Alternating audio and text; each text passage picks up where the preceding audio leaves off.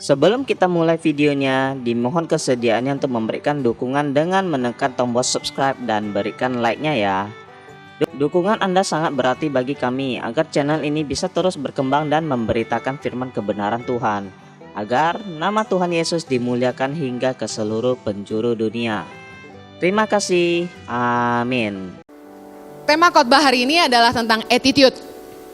John Maxwell bilang gini, "People may hear your words, but they feel your attitude." Amen.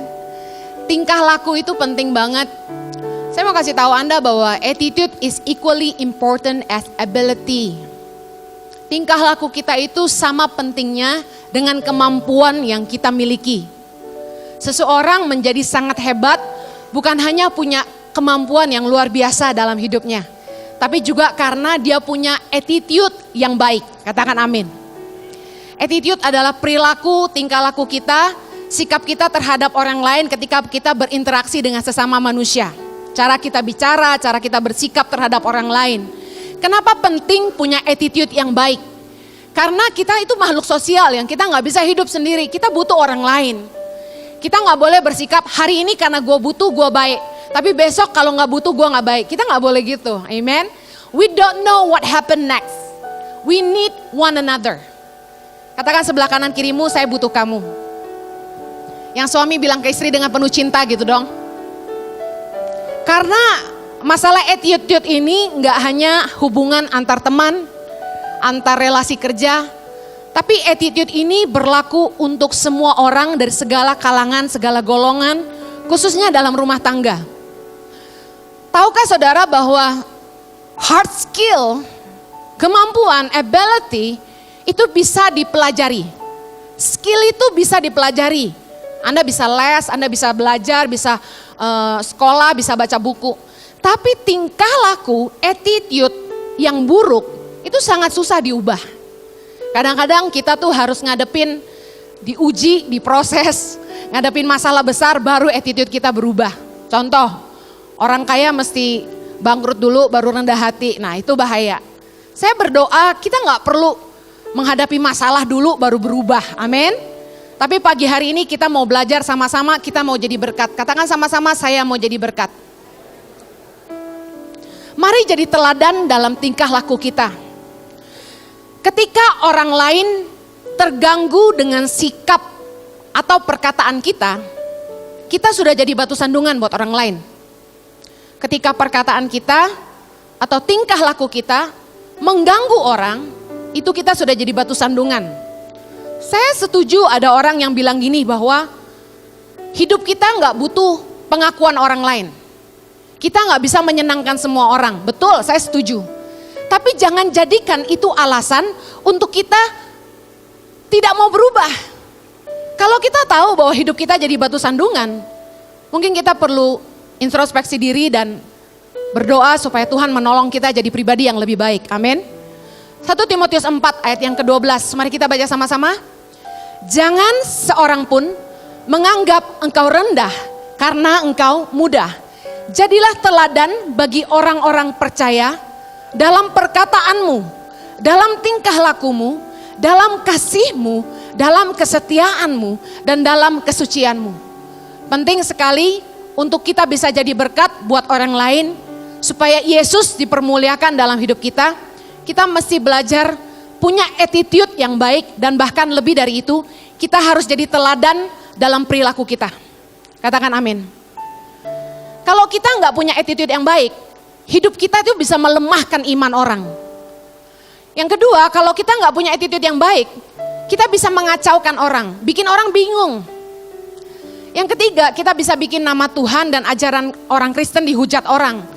Gak heran kita banyak dengar orang lihat kelakuan orang Kristen lalu bilang gini, orang Kristen kok kayak gitu. Padahal kesalahan satu orang tapi digeneralisasi semua orang Kristen kayak gitu. 3 prinsip hidup saya dari dulu. Yang pertama, saya pegang prinsip saya gak boleh jadi beban buat siapapun. Hidup saya gak boleh jadi benalu, saya gak mau jadi beban. Yang kedua, saya gak boleh aji mumpung.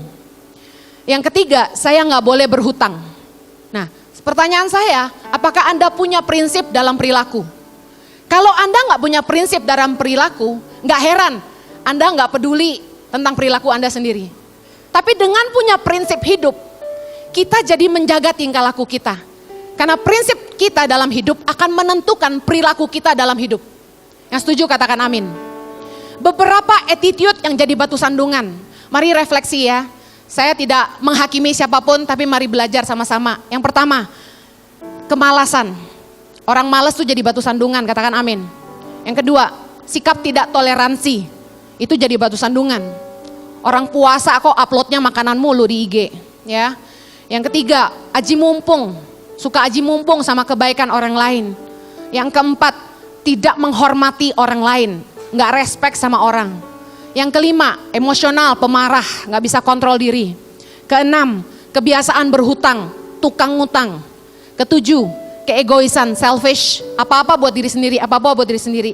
Nah, sikap tingkah laku ini, attitude ini, seringkali jadi batu sandungan buat orang lain. Mari saya mau bahas hanya 4 hal pagi hari ini. Yang pertama saya mau bahas tentang kemalasan.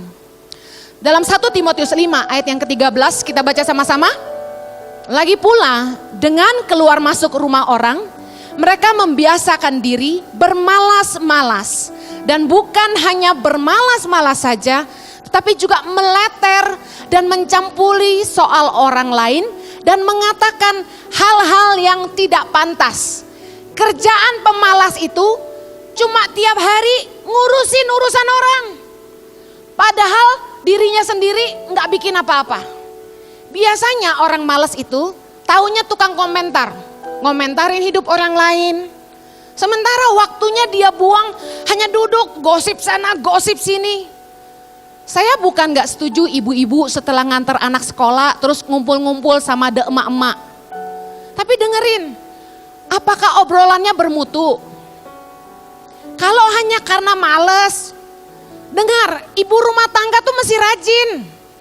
Wanita bijak itu mengurus rumah tangganya, amin. Kalau Anda tanya, Bu Heni, ibu sibuk ngurus yayasan, masih ngurus rumah tangga enggak? Jangan salah loh. Tiap pagi saya itu nyiapin sarapan buat anak-anak saya. Tiap hari yang siapin beli roti buat anak saya, sarapan apa besok tuh saya. Enggak cuma anak-anak, saya juga ngurusin sarapan staff. Kantor kami kan di rumah, sekitar 20 staff dan beberapa orang yang tinggal bersama kami. Sehari sekitar 40 mulut, saya yang pikirin mesti makan apa. Ya kerja, ya pelayanan, yang ngurus rumah. Suami saya itu tipe suami yang maunya dilayani, yang namanya laki-laki. Dia tinggal ngomong, mau makan. Habis itu piring udah saya siapin, nasi udah saya sendokin, minum udah saya siapin. Dia tinggal duduk manis dan makan aja. Jojo itu udah kayak Potifar. Tidak ada yang diurus selain makanannya sendiri. Nah itu udah kurang lebih ya. Jadi semuanya dari kaki sampai kepala istrinya yang ngurusin.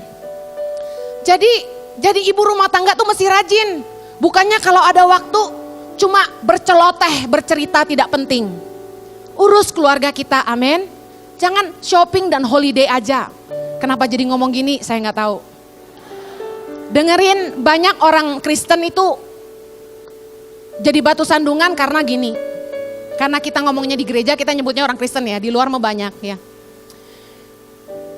Numpang di rumah orang, apalagi kalau holiday ke luar negeri. Kan kita nggak mau rugi kan nggak bayar hotel ya kalau ada kenalan ya. Kita tinggal di rumah orang. Pertanyaan saya, udah numpang gratis, pakai listrik tahu diri nggak?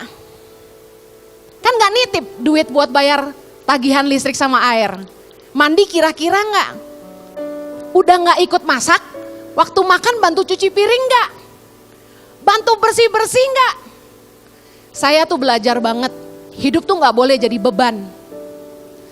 Jadi saya waktu tinggal di rumah orang, nah saudara tahu saya sudah 12 tahun pulang dari Sydney ke Indonesia, kita udah nggak punya rumah di sana. Ada rumah mertua, tapi setiap kali saya pelayanan ke Australia itu cukup lama, 3 minggu sampai 4 minggu. Karena namanya tiket sekali jalan, gereja yang ngundang nggak mau rugi langsung banyak gitu ya. Nah, kami pelayanan di sana, kami numpang di rumah orang. Meskipun numpang di rumah teman baik atau di keluarga dekat, kami tahu diri. Saya bangun pagi-pagi, padahal saya tuh tidurnya malam loh. Tapi saya bangun pagi-pagi, saya siapin sarapan buat serumah. Kemudian saya bersih-bersih, anak-anak saya bangunin, sarapan, selesai semua sarapan, seisi rumah sarapan, saya beresin, saya lap meja, saya cuci piring. Habis itu saya masak buat makan siang, saya masak buat makan malam. Saya siapin di dapur, saya cuci dapurnya karena bekas masak itu pasti minyaknya kemana-mana. Saya lapin semuanya, tata semua rapi, baru saya mandi.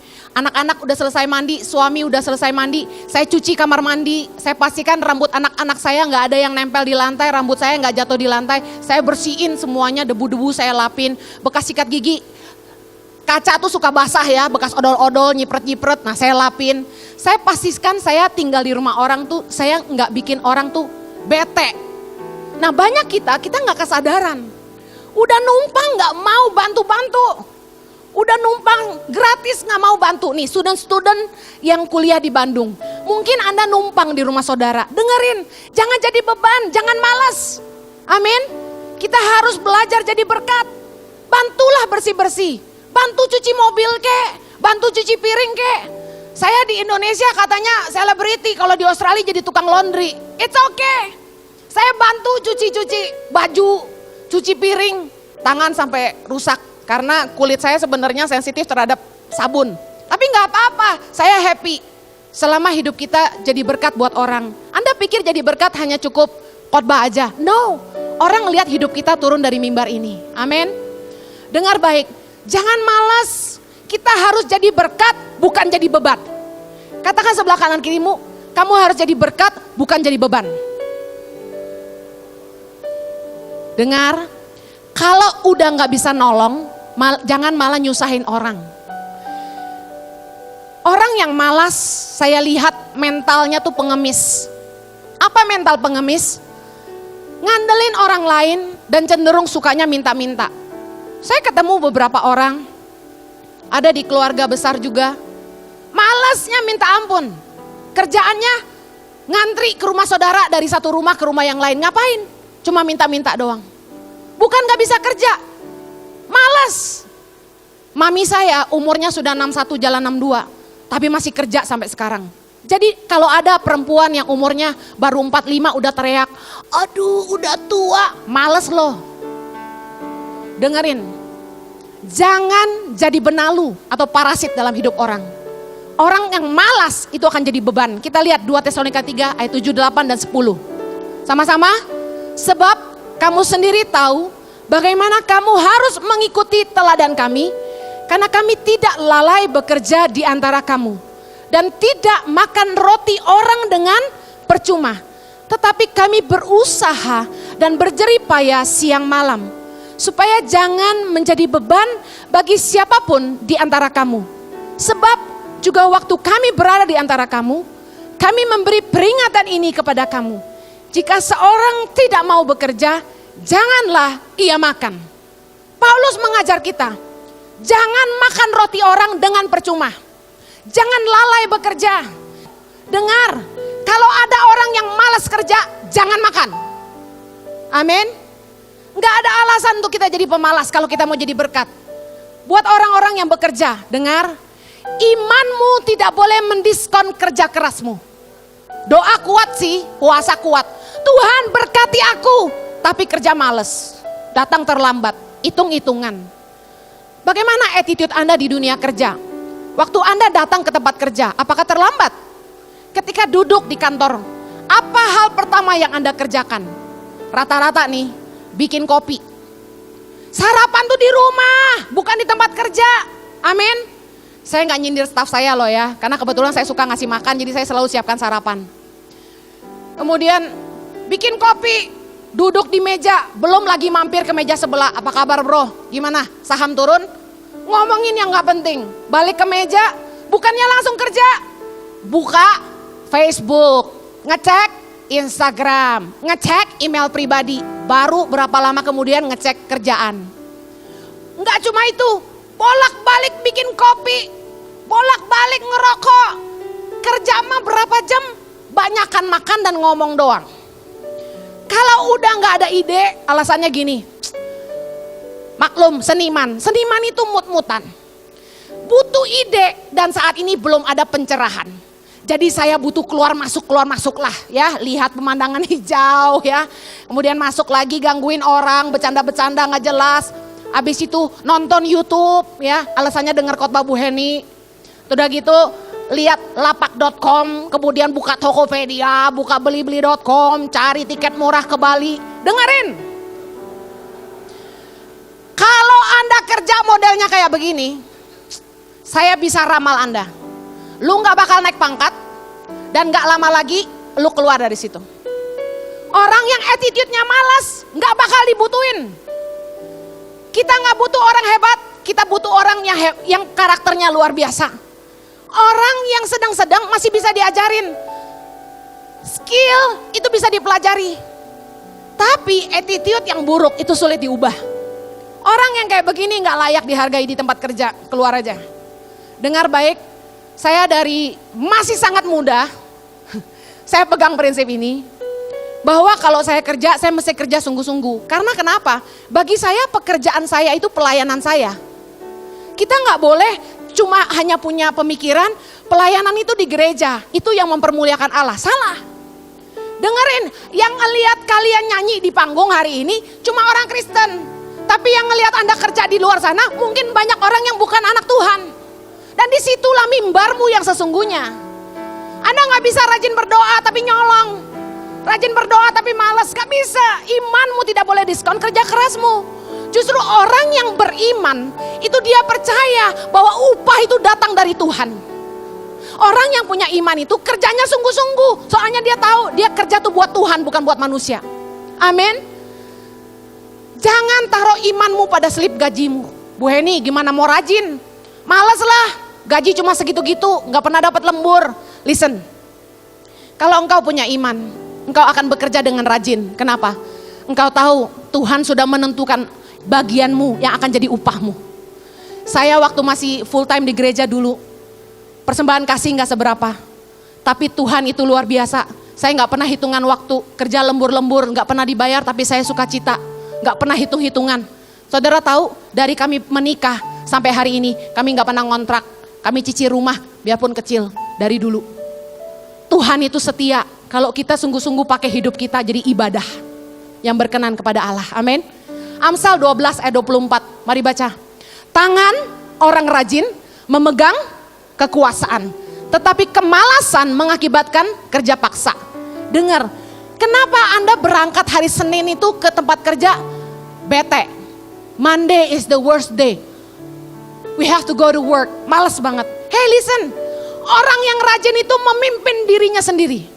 Dia mungkin bukan manajer, tapi orang yang rajin itu dia yang pimpin dirinya sendiri. Hari ini gue mau kerja apa dan habis ini gue kerja apa. Dia tidak mengerjakan pekerjaannya dengan terpaksa, tapi karena dia tahu dia yang pimpin dirinya sendiri. Orang rajin akan jadi pemimpin. Tapi orang malas, biarpun dia manajer, dia kerja tuh kayak orang dipaksa. Kayak kuda, mesti dipecut baru lari. Apakah Anda pemimpin atas hidupmu sendiri? Orang yang rajin pasti akan pegang kekuasaan. Katakan amin.